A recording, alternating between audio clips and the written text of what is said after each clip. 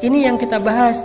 Gimana caranya kita menjadi orang yang mampu ngelaluin hal-hal yang berat, mampu untuk woles, mampu untuk berani, mampu untuk ngambil pilihan-pilihan yang sulit dengan modal ats-tsiqah billah, percaya kepada Allah Subhanahu wa taala. Seperti kita percaya kepada makhluk, kalau bisa lebih bagus lebih daripada itu. Kayak tadi saya percaya ke teman saya, akhirnya jalan, saya percaya kenapa? Dia guide yang handal. Pas misalnya kita ke satu kota yang kita nggak hafal jalannya, didampingin sama dia. Bahkan kalau udah jalan sama dia, kita udah nggak perlu pakai Google Map. Kenapa? Jalan dia itu lebih akurat daripada Google Map kadang-kadang. Kadang-kadang kan Google Map juga dia ngasih jalan yang mungkin udah belum diupdate, ternyata jalan itu udah ditutup. Kenapa ditutup? Lagi ada acara pengantenan. Google Map tahu? Nggak tahu. Kan Google Map nggak mengupdate setiap hari. Dia mungkin sebulan sekali atau entah berapa bulan sekali. Ya Allahu a'lam, saya nggak ngerti. Beberapa kali saya jalan nih, ditunjukin jalan alternatif yang paling cepat masuk kampung dong. Dan jalannya kecil tapi cepat, motong gitu. Oke, saya ambil nih naik mobil. Ternyata ditutup, jalan itu ditulis ditutup sementara ada acara ngantenan. Akhirnya harus mundur lagi, malah lebih lama sampainya daripada ngambil jalan biasa. Kenapa? Dia nggak update. Teman saya yang orang daerah situ tahu banget, Ustaz jangan lewat situ, lagi ada acara ngantenan, di situ lagi ditutup jalannya, di situ lagi banjir, di situ lagi apa, lagi rusak atau apa. Dia lebih update. Sehingga pas saya jalan, saya trust banget sama dia. Udah nggak apa-apa dah, ikutin aja nasihat dia. Apakah kita trust kepada Allah kayak kita trust kepada dia? Sehingga ketika Allah mengatakan jangan yang ini buat bikin kamu celaka, ini aja jalan yang lurus, ini aja jalan syariat, ini aja jalan yang baik, yang bahagia. Kita memilih jalan yang dipilih oleh Allah karena kita percaya Allah lebih tahu yang mana yang paling baik buat kita. Allah yang lebih update perubahan dinamika dalam kehidupan kita ketimbang diri kita sendiri.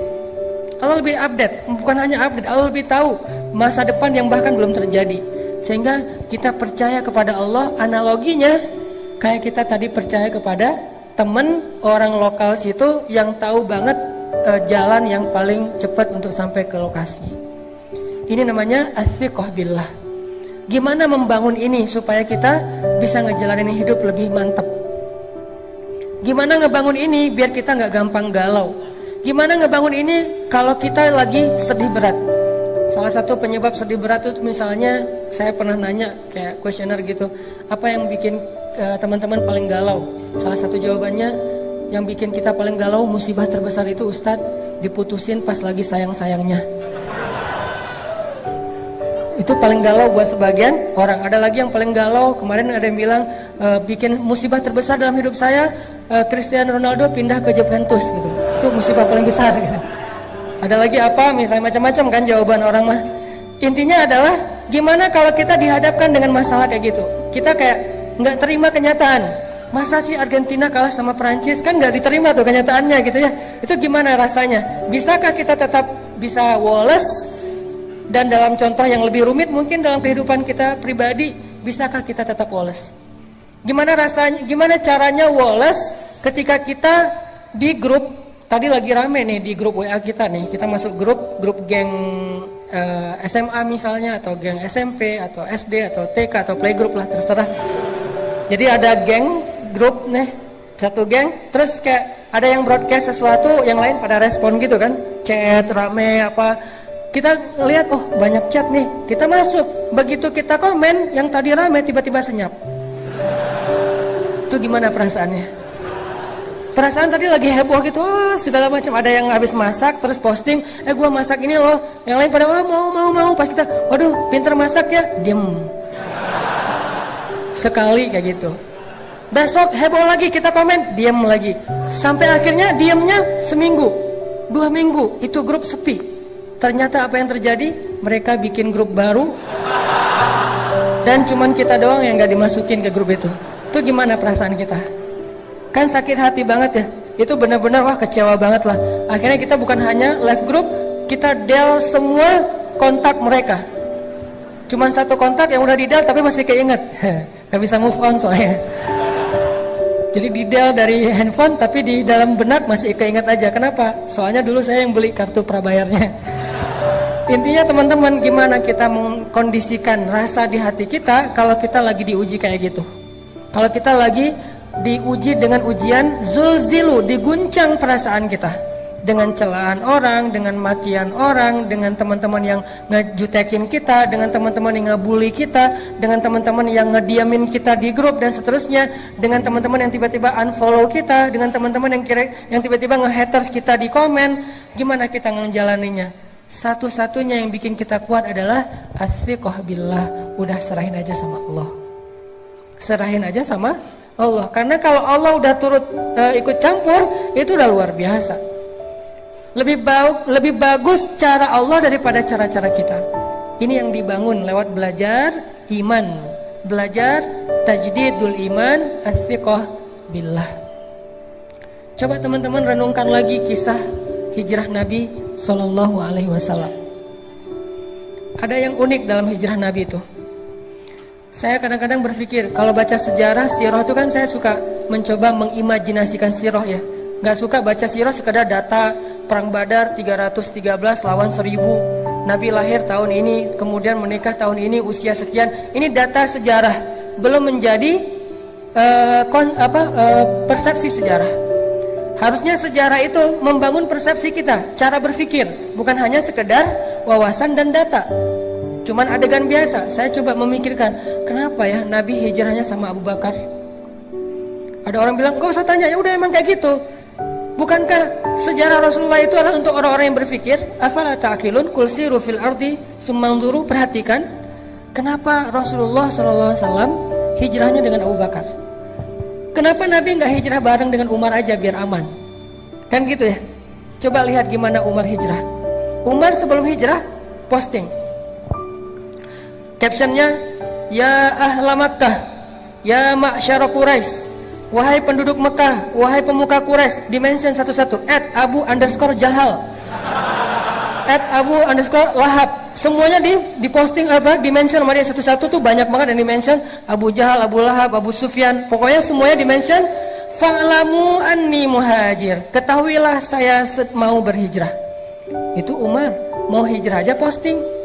Siapa yang pengen istrinya jadi janda, anaknya jadi yatim, tunggu saya di bukit belakang itu. Terus di Sherlock sama Umar, biar nggak kesasar, jelas gitu di mana harus nunggu. Umar kan. Ada yang berani komen nggak? Nge-like aja doang yang lain. Kalau nggak suka pun diam aja. Nggak ada Abu Jahal, Umar, oh habis lo Umar, Umar misalnya apa, dia marah-marah, nggak berani. Apalagi mentahzir Umar, nggak ada yang berani. Kenapa? Umar ditakuti di Mekah. Umar itu jawara Mekah, salah satu di antara petarung Mekah yang terkenal. Umar, Khalid, Hamzah. Kalau Nabi pengen hijrahnya aman, harusnya bareng Umar dong. Sehingga ketika Nabi hijrah bareng Umar langsung instastory, gue lagi bareng dengan Rasulullah nih. Pengen hijrah ke Madinah, ada yang berani nunggu gue di jalan? Nggak ada yang berani kan? Kan aman hijrah Nabi, kenapa nggak bareng Umar aja? Itu pertanyaan saya. Wah, kenapa nggak dengan Umar ya? Kalau kayak gitu kan Umar aman banget, hijrahnya serombongan, nggak ada yang berani nungguin. Semuanya mulus jalannya. Kenapa nggak dengan Umar? Atau kalau Umar mungkin bukan keluarga Nabi, walaupun nanti jadi sahabat dekat, kenapa nggak dengan Hamzah? Yang secara status di Mekah sama kayak Umar, ditakuti, jawara juga, pemanah ulung, pemburu, hunter, dan beliau pamannya Rasulullah SAW sendiri. Kenapa nggak dengan Hamzah? Sehingga kalau misalnya Rasulullah lagi hijrah, terus orang-orang ngelihat yang ngedampingin atau yang ngawalnya adalah Hamzah, nggak ada yang berani ngedekat. Kenapa nggak dengan Hamzah? Atau kenapa nggak dengan Utsman? Supaya dikasih fasilitas hijrah yang nyaman, dikasih mobilnya Alphard. Kemudian nanti di perjalanan di rest area itu pilih rest area yang paling bagus, ada bisnis lounge-nya, bisa duduk nyaman, nggak perlu susah-susah, nggak akan kehujanan, nggak akan kepanasan. Karena Utsman orang kaya, kenapa nggak dengan Utsman? Atau kenapa nggak dengan tokoh-tokoh lain yang punya pengaruh di dalam kabilah orang Mekah? Kenapa Abu Bakar As-Siddiq? Satu, secara fisik Abu Bakar itu nggak seperti Umar bin Khattab. Beliau nggak lemah, karena kalau dibandingkan kita, Abu Bakar lebih tangguh. Soalnya Abu Bakar gitu-gitu mujahid. Tapi di antara orang Mekah, beliau tidak dikenal sebagai petarung. Kenapa Abu Bakar yang dikenal sebagai orang yang paling lembut? Kenapa Abu Bakar yang hartanya udah habis? Ya, Abu Bakar itu pernah jadi orang kaya, tapi sekarang lagi jatuh miskin sejak membantu dakwah Nabi, terutama habis diboikot selama 3 tahun. Kenapa Abu Bakar yang secara kabilah beliau berasal dari suku Taim. Suku Taim itu salah satu suku yang paling lemah di Mekah. Sementara Umar, Utsman, yang lain-lain itu suku-suku yang kuat di Mekah. Kenapa Abu Bakar? Supaya Rasulullah SAW mengajarkan kepada kita tentang athiqah billah, bukan athiqah bi Umar, bukan athiqah bi Khalid, bukan athiqah bi Hamzah, bukan athiqah bi Utsman, bukan athiqah bi Abdurrahman bin Auf, tapi athiqah billah. Hijrah nggak dikawal oleh orang-orang yang tangguh, nggak difasilitasi atau diendos oleh Umar Utsman bin Affan, tapi hijrah murni mengandalkan pertolongan dari Allah Subhanahu wa taala. Itulah pelajaran dalam hijrah Nabi. Sehingga yang dibawa Abu Bakar As-Siddiq. Kenapa Abu Bakar? Karena di antara semua umat Islam, bukan sahabat aja, semua umat Islam, iman Abu Bakar itulah yang paling kuat. Sampai Nabi mengatakan kalau ditimbang iman Abu Bakar di satu timbangan, iman umat Islam di satu timbangan, maka iman Abu Bakar lebih berat. Maka yang diajak Nabi untuk berhijrah itu adalah sebaik-baik teman yang paling taat kepada Allah, yaitu Abu Bakar As-Siddiq. Hijrah nih bareng dengan Abu Bakar. Diam-diam Ali disuruh tungguin rumah Nabi, tidur di tempat Nabi, jalan bareng Abu Bakar malam-malam ketika orang udah pada tidur. Terus jalannya kemana? Ikhtiar, nggak langsung ke Madinah, malah menjauh dari kota Madinah, masuk ke dalam sebuah lubang yang kita kenal dengan Gua Sur, sembunyi di dalam gua itu. Kemudian bikin skenario, nanti Asma binti Abu Bakar nganterin makanan setiap hari kepada Rasulullah. Kemudian Abdurrahman kalau nggak salah, atau Abdullah anaknya Abu Bakar, yang mencari tahu berita tentang orang Mekah ada apa. Dia jadi kayak jasus, jadi kayak agen gitu. Kenapa Nabi begitu rumit mau hijrah aja? Padahal kalau hijrah bareng Umar nggak serumit itu. Ini Nabi lagi ngajarin kita tentang trust kepada Allah SWT. Hijrah kita walaupun maknanya berbeda, kita tidak pindah dari satu tempat ke tempat yang lain, tapi kadang punya resiko yang sama, teman-teman. Setelah kita hijrah, kita ditinggalin teman-teman, ditinggalin geng di masa lalu kita. Setelah kita hijrah, kita jadi nggak punya pendapatan, penghasilan sebesar yang sebelumnya. Setelah kita hijrah, kita jadi malah mungkin dengan keluarga mulai agak ada cekcok, dengan pasangan mulai renggang kayak gitu-gitu. Ini adalah resiko-resiko ketika kita mengambil pilihan yang rumit, yang sulit dalam hidup kita. Apakah kita berani melakukannya karena athiqah billah, percaya kepada Allah? Ini yang dilakukan Nabi SAW. Sehingga ketika beliau sembunyi di dalam gua Sur, kemudian Abu Jahal mengumumkan, kata Abu Jahal, siapa yang bisa membawa pulang Muhammad hidup atau mati, maka akan aku hadiahkan 100 ekor onta. Kalau 1 ekor onta harganya 100 juta, berarti berapa? 10 miliar ya. Akan aku hadiahkan minimal nih, karena harga onta yang dipakai untuk ke luar negeri itu di atas 100 juta. Kalau yang 40 juta, 50 juta itu onta potong. Ya, onta juga ada onta kampung, ada onta potong. Kalau onta potong harganya sekitar 40 juta. Kalau onta yang dipakai rihlah, itu biasanya di atas 100 juta. Kebayang nggak? Siapa yang bawa pulang Muhammad hidup atau mati, dikasih 10 miliar. Siapa yang nggak mau? Akhirnya semua pembunuh-pembunuh bayaran yang tadi ngelihat itu lagi trending topik di sosial media, mereka semuanya langsung bergerak. Tadinya pada nongkrong-nongkrong di tempat mereka masing-masing, ada yang minum-minum, tiba-tiba kata temannya, ada sayembara tuh, nangkep Muhammad hidup atau mati, terus hadiahnya apa? 10 miliar, semuanya bangkit. Serentak semua pembunuh bayaran di kota Mekah mencari Rasulullah SAW. Gimana rasanya? Dicari oleh pembunuh bayaran. Kalau ketemu, antara dibawa hidup ataupun dalam keadaan mati. Nyari. Salah satu pembunuh bayaran paling legend yang ada di Mekah, namanya Suraqah bin Malik. Itu paling legend.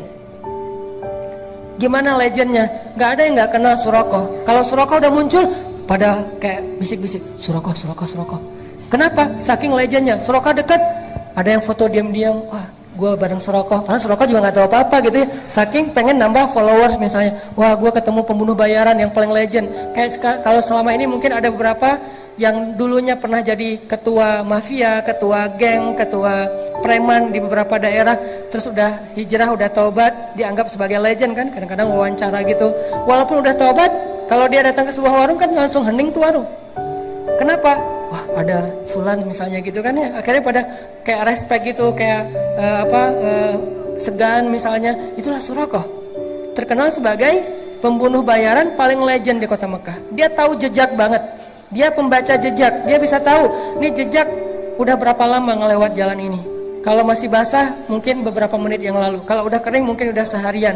Berarti jarak mereka sekarang udah sekitar berapa kilo. Bahkan Suraqah bisa tahu jejak onta atau kuda yang di atasnya itu laki-laki atau perempuan, orang dewasa atau anak-anak, duduknya normal atau meronta-ronta sebagai tawanan perang. Dia bisa tahu jejaknya acak, hancur atau jejaknya rapih.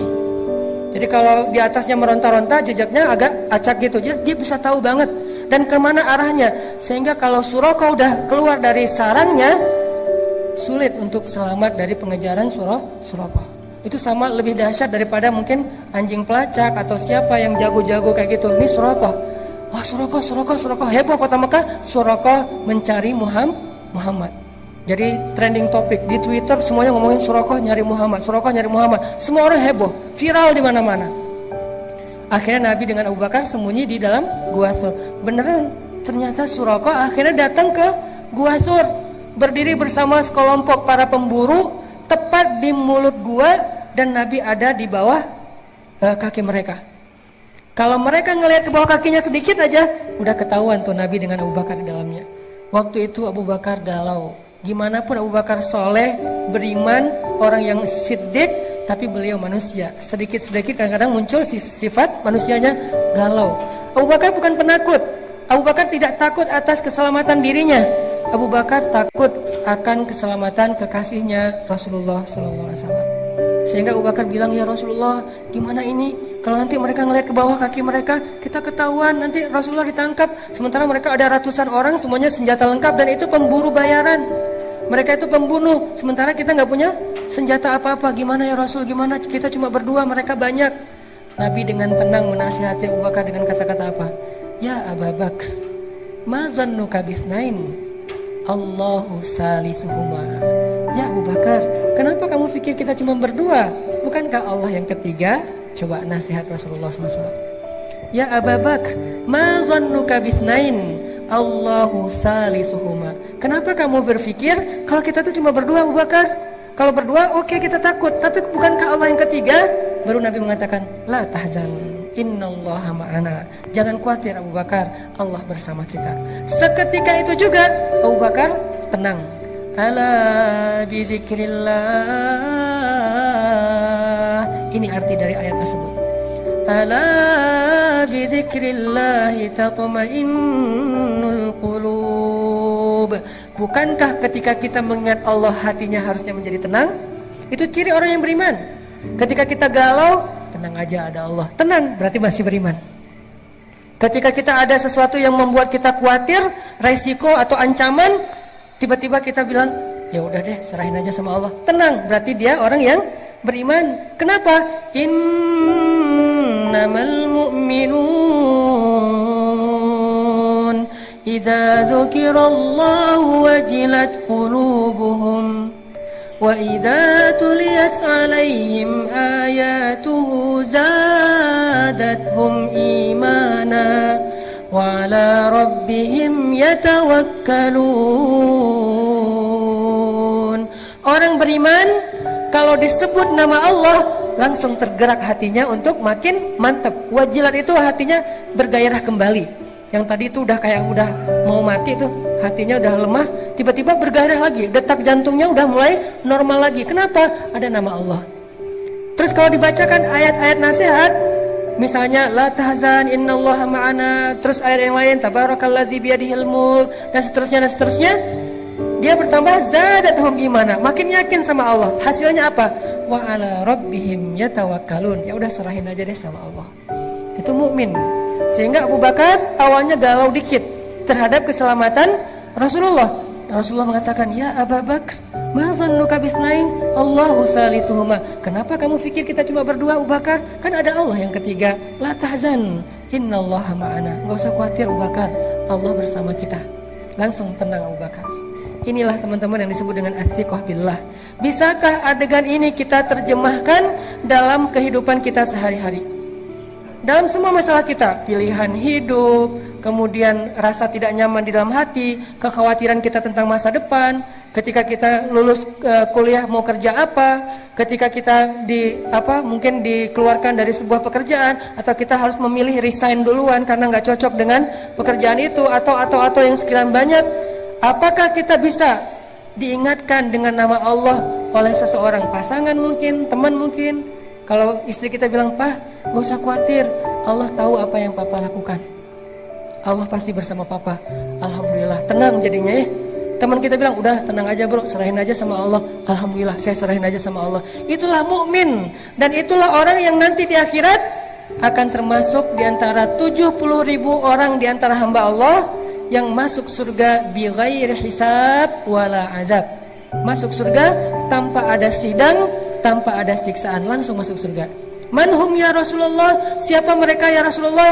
Salah satunya selain orang-orang yang la yatatayyarun wala yaskun wala yastarkun wala yarkun dan seterusnya, yang terakhir apa? Wa ala rabbihim yatawakkalun, orang yang selalu berserah kepada Allah SWT. Ats-tsiqah, percaya sama Allah. Bisa nggak teman-teman kita kayak gitu dalam hidup kita? Seberapa kuat percaya kita sama Allah? Cara ngukurnya gini. Kalau saya ambil benda kayak gini nih, dalam keadaan normal, ini buah salak, saya lempar ke atas, ada nggak teman-teman yang masih berpikir buah ini nggak akan jatuh ke bawah? Kalau saya lepaskan ini, kira-kira ada yang berpikir nggak akan jatuh Ustaz, saya ragu itu bisa jatuh. Ada? Ada yang meragukan bahwa ini akan jatuh ke bawah? Tidak kan? Semua kita yakin yang namanya benda kalau kita lempar ke atas pasti jatuh ke bawah. Seberapa besar yakin kita terhadap benda itu pasti jatuh ke bawah? 90%? 100%? Sekarang coba bandingkan dengan yakin kita kepada Allah. Harusnya yakin kita kepada pertolongan Allah seyakin kita kepada benda yang kalau dilempar pasti jatuh ke bawah. Gak mungkin gak?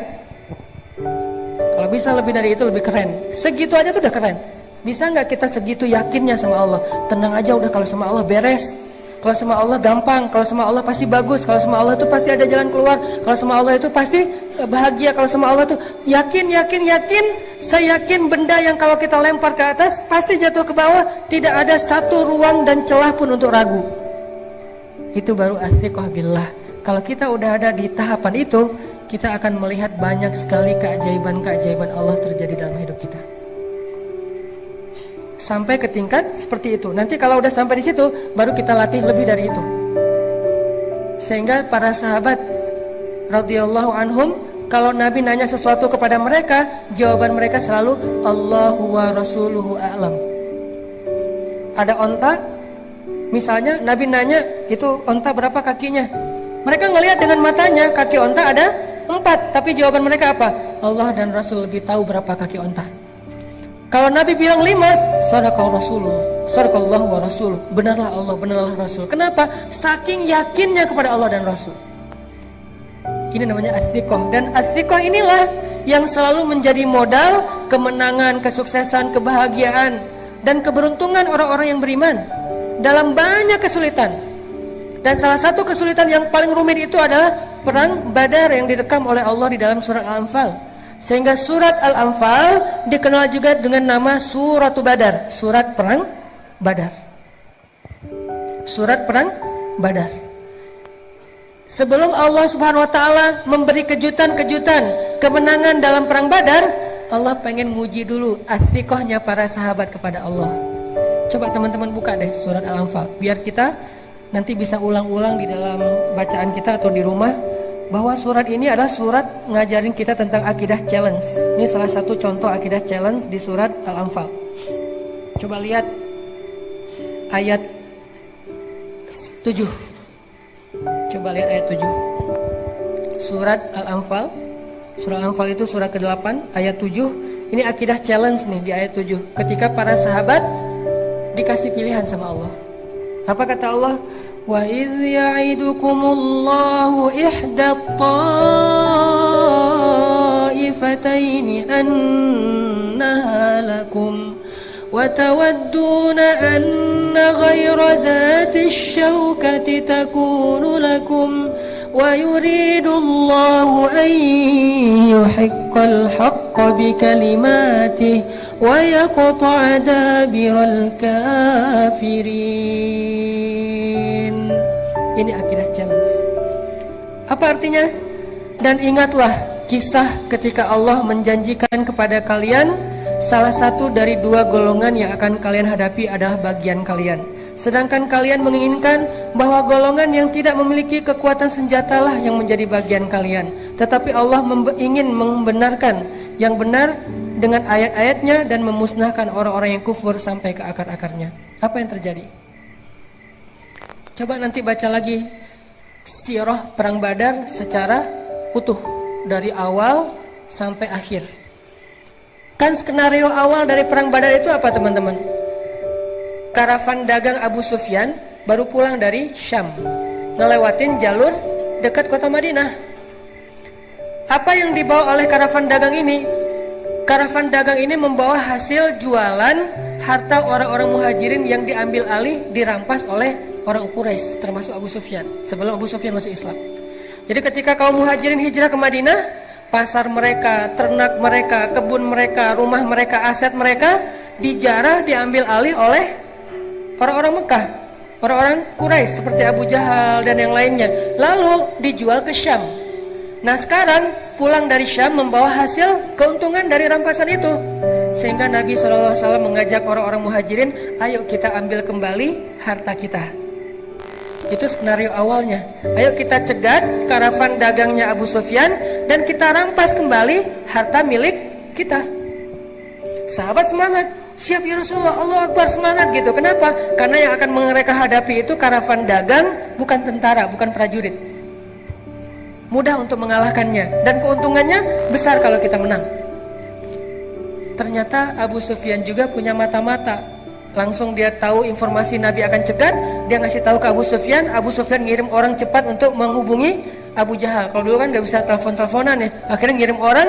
Abu Jahal datang untuk mengawal karavan dagang.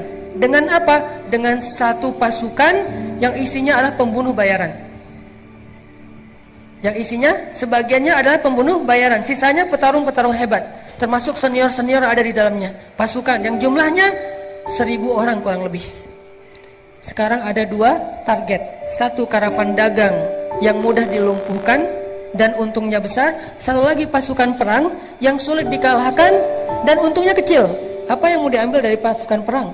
Paling ghanimahnya ya gitu-gitu aja, pedang, perisai, onta. Kalau ini emas, sutra, segala macam kan ya. Wa idh ya'idukum, ketika Allah memberikan kalian pilihan ta'ifatain, dua kelompok, mana yang kalian inginkan? Ternyata kaum muslimin menginginkan yang mana? Manusiawi, yang tetap Abu Sufyan. Rasul, kita nggak usah beralih ke yang lain, ini aja istiqomah. Dari awal kan emang pengennya ini. Kan emang rencana awal kita pengen mencegat karavan dagangnya Abu Sufyan. Ngapain sih harus ngadapin Abu Jahal? Udah biarin aja, ntar dia juga pulang sendiri kalau dia nungguin kita nggak datang. Para sahabat memilih ini. Ternyata Allah memilih yang Abu Jahal. Disinilah kaum muslimin galau. Duh, ada yang kecewa. Coba baca ayat sebelumnya, gimana bentuk kegalauan mereka. Ayat 5. Kama akhrajaka rabbuka min baitika bil haqq wa inna fariqam minal mu'minina lakarihun. Apa kata-kata terakhirnya? Lakarihun, benar-benar gak suka. Itu perasaan Ahlu Badar, itu perasaan kaum muslimin. Dan itu bukan orang Islam biasa loh. Awalun, as-sabiqun al-awwalun minal muhajirin. Itu awalunnya muhajirin, lebih dahsyat daripada awalunnya ansor. Dan kedua-duanya keren. Was-sabiqun al-awwalun minal muhajirin wal ansar. Allah memuji mereka di banyak ayat. Kuntum khaira ummatin ukhrijat linnas. Khairun nas qarni. Allah memuji, Rasulullah memuji mereka kan? Ternyata sempat galau juga. Itulah manusia. Lakarihun, mereka gak suka dengan pilihan ini. Berat sekali. Kari itu ada artinya benci. Cuman terjemahannya kalau benci agak kurang pas nih. Minimal mereka gak suka. Aduh kok jadi kayak gini ya? Kok jadi kayak gini ya? Terus ayatnya apa? Yujadilunaka fil haq. Mereka mendebat kamu dalam hal yang benar. Masih ada yang protes. Rasul, bener ini ya Rasul pilihan kita. Rasul kok kita jadi kayak gini. Rasul kok kita nggak seperti yang kemarin. Rasul kok kita udah berubah. Ini adalah reaksi-reaksi para sahabat ketika Allah kasih pilihan yang lain, bukan pilihan yang pertama. Yujadilunak, mujadalah itu artinya berdebat. Yujadilunaka fil haqqi ba'dama tabayyan ka'annama yusaquna ilal mauti wa hum yanzurun. Gimana rasa enggan mereka? Mereka protes kepada Nabi, kemudian seolah-olah mereka seperti orang yang dihalau kepada kematian, dan mereka melihat malaikat kematian itu atau malaikat maut. Ini kan sebuah gambaran ya, gimana beratnya kaum muslimin terhadap pilihan ini.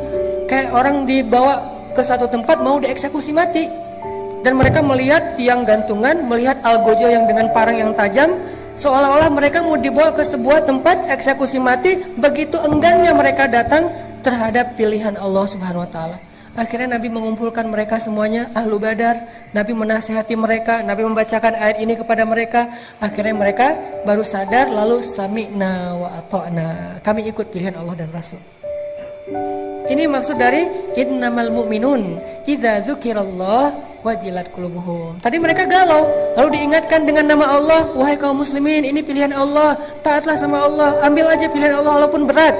Wajilat qulubuhum, hati mereka tiba-tiba menjadi bergairah. Wa idza tuliyat alaihim ayatu zadatuhum imana, bertambah iman mereka. Wa ala rabbihim yatawakkalun, akhirnya mereka berserah kepada Allah. Ya udah, kami ikuti cara Allah, sami'na wa ata'na. Hasbunallah wa ni'mal wakil, la haula wa la quwata illa billah. Itu yang terjadi kepada ahlu Badar. Allah mau nguji dulu, mereka sikoh gak sih sama Allah? Buat apa sih Allah ngetes-ngetes kayak gitu? Karena Allah pengen ngelihat siapa yang benar-benar yakin kepada Allah, siapa yang ragu-ragu. Kalau ragu-ragu, Allah gak akan tunjukkan keajaiban kepada mereka. Kenapa perang Badar banyak keajaiban? Karena perang Badar diikuti oleh orang-orang yang sudah teruji sikohnya kepada Allah Subhanahu wa taala. Udah teruji, walaupun galau lagi, terus balik lagi. Galau lagi itu manusiawi. Dia imannya Yazid wa yankus. Ketika Yazid mantap, ya tawakkalun. Ketika yankus mempertanyakan, yujadilun. Kenapa gini, kenapa gini, kenapa gini. Tapi cepat recovery-nya, balik lagi. Itulah kita. Udah mantap nih, saya akan hijrah. Pas udah hijrah, kenapa setelah hijrah hidup jadi gini-gini amat ya? Galau kan?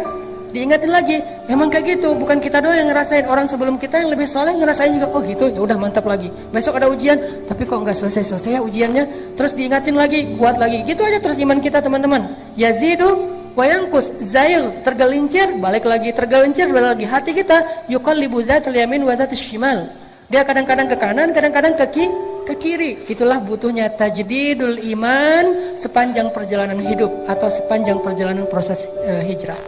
Harus diperbaharui. Salah satu cara memperbaharui iman, duduk dalam majelis-majelis nasihat dari ulama. Kita nggak harus hafal apa yang disampaikan ustaz. Kita nggak harus hafal ayat-ayatnya, hadis-hadisnya.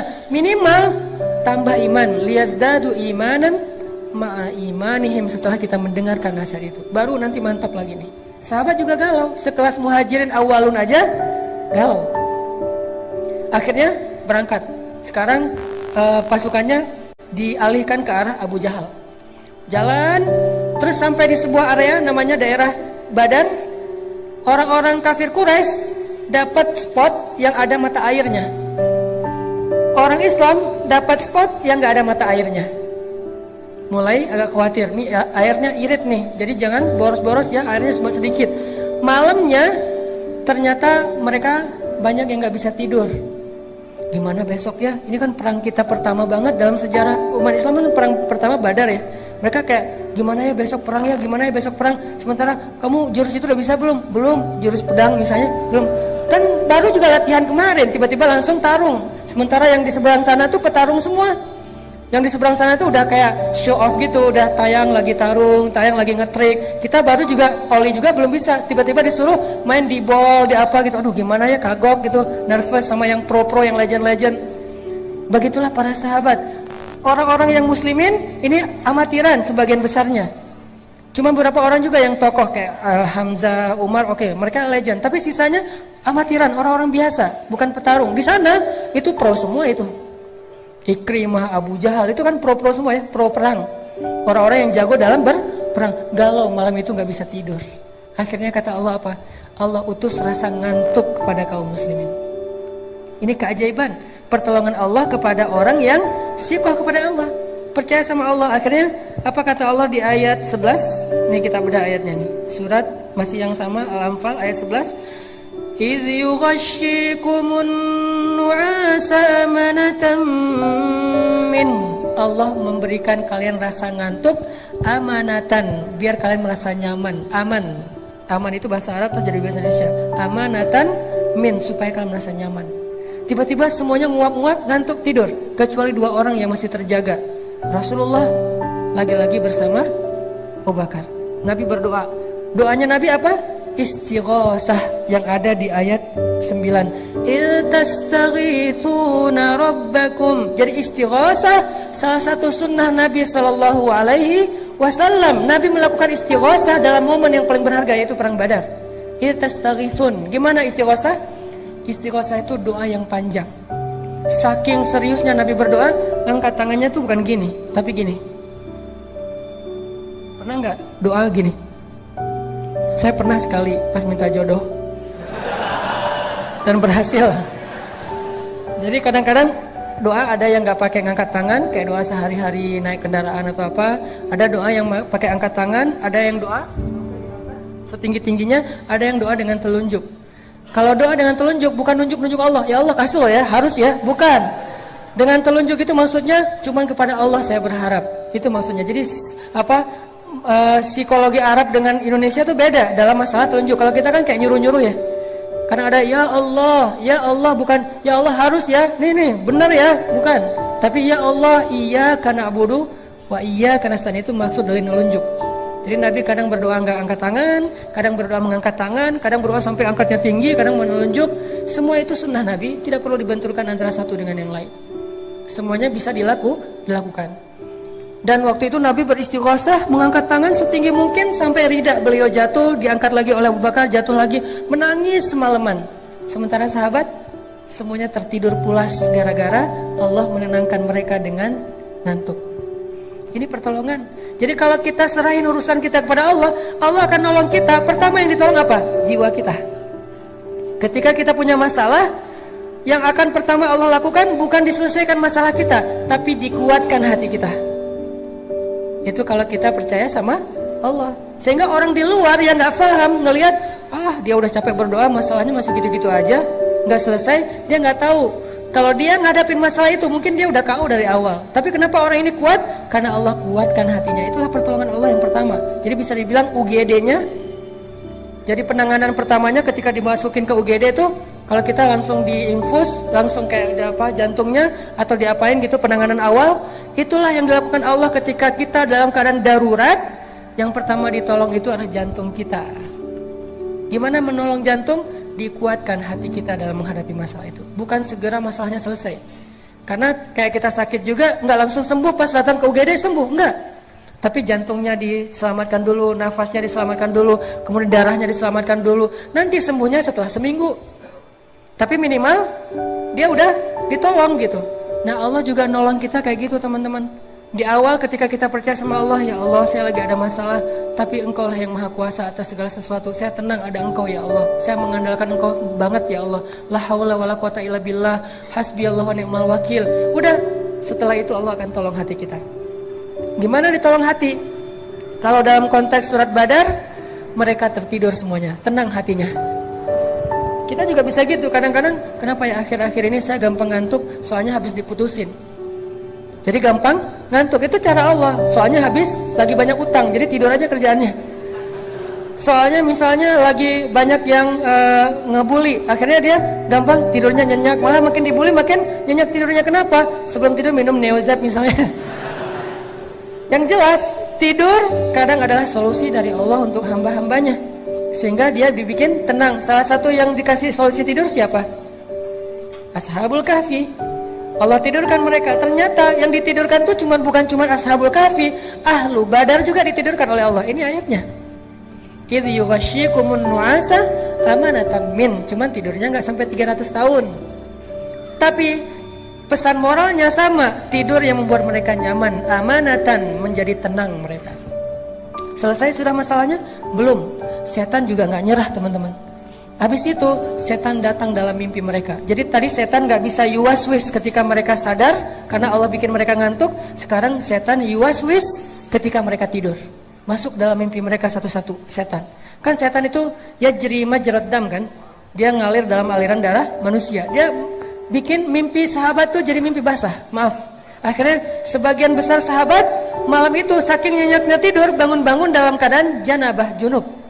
Mimpi basah. Siapa yang ngerjain itu? Setan. Kok usah nyalahin setan? Emang salah? Salahnya apa? Siapa suruh jadi setan?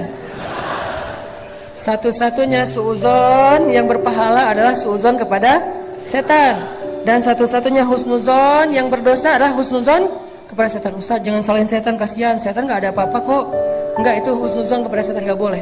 Harus suuzon. Kayak Yusha, muridnya Musa, ketika jalan touring bareng dengan Musa mau nyari guru kan, Khidir, terus tiba-tiba di tengah jalan ikan yang dipegang sama Yusha berenang lagi padahal udah mati. Terus Yusha lupa nyeritain itu ke Musa. Jalan pas udah lapar, Musa bilang mana ikan kita? Aduh saya lupa. Apa kata-kata Yusha dia dalam ayat itu? Wa ma ansanihu illa asyaitanu an adzkurah. Tidak ada yang membuat saya lupa akan peristiwa itu kecuali setan tuh, kata Yusha. Apakah Musa bilang, kok kamu nyalahin setan sih, nyari kambing hitam deh? Enggak kan? Kenapa? Karena setan emang untuk disalahin. Jadi ketika ada dua orang, teman sahabat, cowok cewek dan bukan mahram ya, mereka salah satunya misalnya si cowoknya nelfon, aku anterin ya, jangan deh, aku tunggu jemputan aja, tapi lama nggak apa, aku anterin kok, kamu nggak percaya sama aku. Bukan nggak percaya sama dia, nggak percaya sama setan. Jadi kalau kita menjaga hubungan kita jarak dengan lawan jenis, walaupun dia sahabat karib kita, ipar kita, sepupu kita, kita bukan nggak percaya sama dia, kita percaya banget sama dia, tapi kita nggak percaya sama setan. Itu analogi berpikirnya. Sehingga jangan sampai kita menganggap teman kita yang nggak mau jalan bareng kita, nggak mau semobil dengan kita, seolah-olah dia kayak ngeraguin kita. Bukan. Jangan suuzon dulu, jangan menjudge. Karena dia sangat yakin sama kita, sangat percaya sama kita, tapi dia sangat ragu kepada setan yang ada di antara kita. Sehingga dua orang yang sama-sama soleh bisa aja tergelincir, bukan karena niat buruk, tapi karena mereka memberi kesempatan kepada setan untuk menggoda mereka. Akhirnya setan datang, sahabat pada mimpi basah, janabah, pas bangkit dari tidurnya, mereka harus mandi junub. Sementara air kurang. Ini gimana nih, kita harus mandi junub tapi nggak ada air. Mulai galau yang kedua nih, galau yang ketiga, 3 kali galau. Gimana kita akan berperang, katanya ini perang suci tapi kita kotor, katanya kita akan menghadapi musuh sementara kita juga najis, gimana ini, gimana gini, galau berat. Akhirnya Allah turunkan apa teman-teman? Hujan. Luar biasa ya cara Allah nolong. Coba lihat ayatnya, masih ayat 11. Wa yunazzilu alaikum minas samaa'i ma'an liyutahhirakum bih wa yudhhiba ankum rijzasy syaitan. Allah turunkan air dari langit sehingga para sahabat tiba-tiba langsung bisa mandi janabah di bawah hujan, dan mereka bertakbir Allahu Akbar, Allahu Akbar. Dan hujan itu anehnya lokal banget, cuman di campnya para sahabat doang. Camp seberang tuh nggak hujan. Yang camp seberang gini aja, kok di sana hujan sih? Yang di sini hujan, di sana kering. Itu kayak gitu banget cara Allah ngasih rezeki ya. Keajaiban ini muncul gara-gara dari awal mereka sudah lulus ujian ats-tsiqah billah. Jadi kalau kita memulai satu urusan kita dengan tsiqah billah, udah serahin aja, lika-likunya tuh Allah yang akan ngasih kejutan. Banyak banget kejutan-kejutan indah. Udah selesai di situ belum? Udah pada mandi, udah pada segar, malah lebih segar daripada sebelum tidur gitu ya. Udah segar banget. Pas mau menghadapi musuh, mereka ngelihat musuh ini tangguh-tangguh. Dengan kan kaum muslimin dalam perang Badar yang pakai kuda itu cuma 2 orang kalau nggak salah, sisanya jalan kaki. Sementara musuh sebagian besarnya pakai kuda dan onta, pakai perisai, pakai baju besi, pakai pedang yang lebih panjang, lebih gede daripada kaum muslimin. Kan gentar juga nih ngelihat musuh yang gagah-gagah. Gagah-gagah juga ya. Akhirnya apa? Allah tolong lagi. Tiba-tiba pas mereka ngelihat ke langit, mereka ngelihat barisan cewek-cewek. Maaf, bukan barisan malaikat. Barisan malaikat berbaris di langit. Jangan lihat ke atas. Saya aja yang udah punya pasangan, insya Allah aman. ketakutan gak dibukain pintu. Ternyata pas ngeliat ke langit itu udah banyak barisan malaikat.